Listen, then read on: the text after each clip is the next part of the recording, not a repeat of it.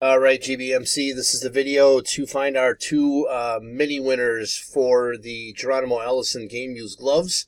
So we'll check the time, November 10th at 9:03 p.m. I'm going to go over to the mini and type live. And we have November 10th at 9:03 p.m. There's the list of our 10 entries. We're just going to randomize your names, and then the top two after the final roll will win the spots in the main. So we need a dice roll of 5 or higher. There's 9.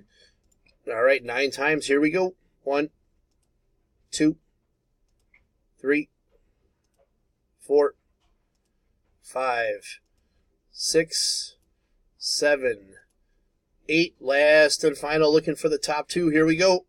It is Ike and Greg. So is it Ike? Ike, sorry if I'm saying your name wrong. You get the first pick of 3, and then Greg, you will get the remaining 2. So there is our verification code, our timestamp, once again, November 10th, 9:04 p.m. That's it, guys. Thanks.